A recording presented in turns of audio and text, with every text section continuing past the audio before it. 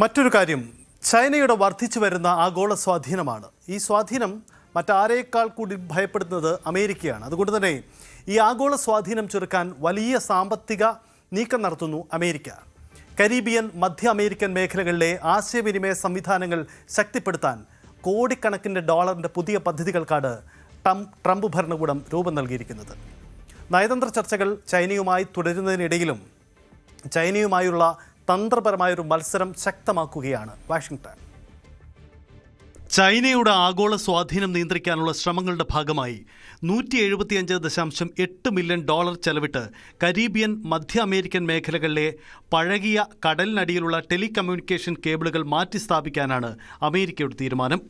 Chinese കമ്പനികൾക്ക് പകരം സുരക്ഷിതവും വിശ്വസനീയവുമായ അമേരിക്കൻ പിന്തുണയുള്ള സ്വകാര്യ കമ്പനികളുമായി ഈ രാജ്യങ്ങളെ ബന്ധിപ്പിക്കുകയാണ് ലക്ഷ്യം.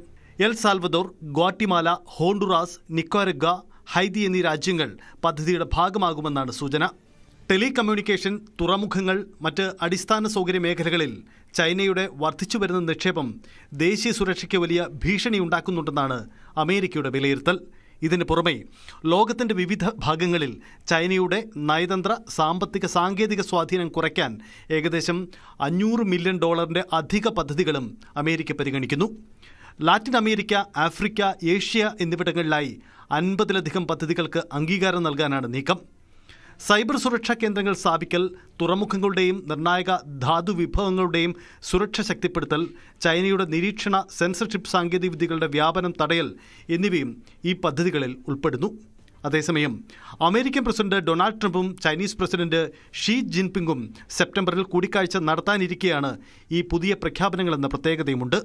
നയതന്ത്ര ചർച്ചകൾ പുരോഗമിക്കുമ്പോഴും അമേരിക്ക ചൈന തന്ത്രപരമായ മത്സരം കൂടുതൽ ശക്തമാകുന്നതിൻ്റെ സൂചനകളാണ് ഇപ്പോഴത്തെ നീക്കങ്ങൾ. News desk, news 18. കൂടുതൽ വാർത്തകൾക്ക് news 18 Keralam YouTube channel subscribe ചെയ്യുക.